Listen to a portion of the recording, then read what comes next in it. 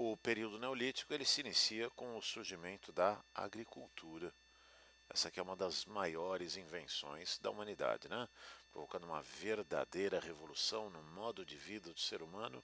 E talvez a primeira dessas mudanças, quem sabe a principal dessas mudanças, tenha sido o abandono do nomadismo. O ser humano agora ele é sedentário. Ele não depende mais da natureza, da coleta da natureza para sobreviver. Ele cultiva os seus próprios alimentos, ele domesticou plantas, ele domesticou animais, o pastoreio passa a ser realizado em escala cada vez maior. Nas margens de grandes rios que fertilizam naturalmente as suas margens, esses núcleos de habitação sedentários, essas primeiras aldeias ou vilas, elas podem crescer cada vez mais, porque a agricultura é farta. Algumas mudanças significativas vão começar a ocorrer nessas primeiras cidades que aqui existem nas margens dos grandes rios, principalmente. Ora, a agricultura, ela produz um excedente. O que fazer com esse excedente? Esse excedente ele deve ser guardado. Nos primeiros grupamentos sedentários, vilas, aldeias e até cidades, o celeiro é uma construção que se destaca numa posição central na cidade, um centro de riqueza, um local onde se guardam os alimentos. Não raro, esse celeiro ele é também o templo onde se cultuam os deuses, ou então onde se faz o culto à a deusa que dá a fertilidade. O homem agora dependendo da fertilidade da terra, cultuando deusas mulheres. Ao mesmo tempo que existe o celeiro, faz-se necessária a proteção desse celeiro. Ou seja, faz-se necessário algum tipo de construção que proteja essa riqueza concentrada. É a muralha que cerca a cidade que tem no seu centro o celeiro. A passagem para o Neolítico ela não foi feita simultaneamente por todos os grupos humanos. Às vezes, numa mesma região, alguns grupos passaram a desenvolver a agricultura, outros permanecem com suas práticas paleolíticas de caça, pesca e coleta. Não é difícil imaginar a atração que essa riqueza do celeiro possa provocar nesses grupos mais dependentes da coleta, né? Daí a necessidade bastante grande da muralha da proteção. Ora, somente o celeiro e somente a muralha não protegem, a vida não garante a sobrevivência das pessoas. Por exemplo, a muralha ela deve ser guarnecida.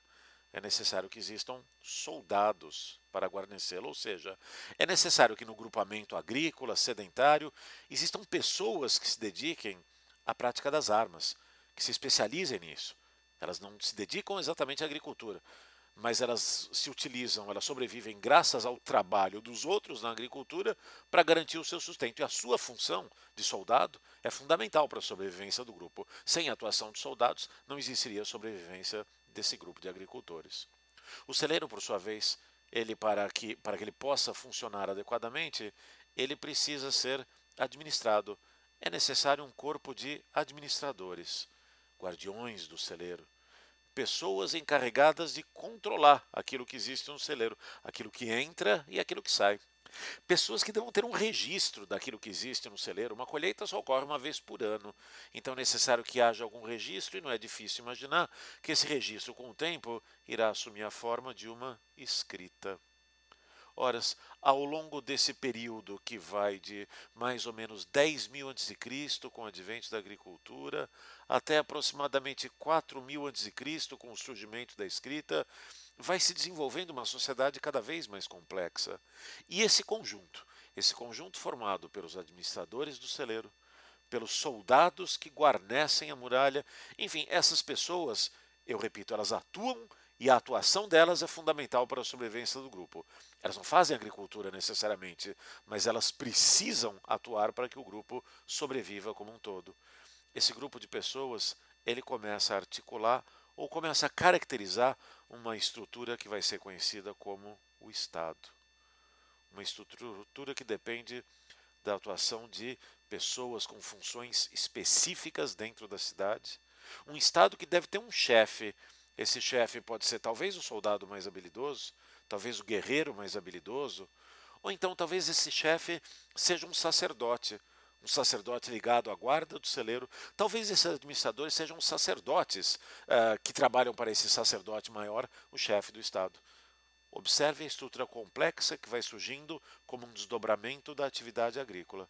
como um desdobramento da riqueza que começa a ser produzida, que cria diferenças, que cria especificidades sociais, grupos sociais, que, não raro, pode resultar na diferença social na existência de ricos e pobres.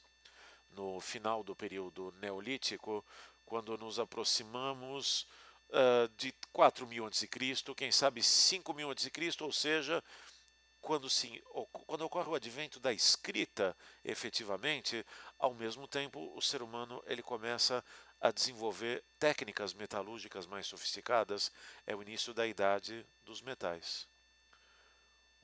A utilização de metais sofisticados, moldar metais sofisticados, significa que certas atividades, como por exemplo a guerra, ela possa ser mais violenta. Daí a importância cada vez maior dos soldados, da habilidade dos soldados para garantir a sobrevivência do grupo no momento que as armas são de metal, mais violentas, mais mortais.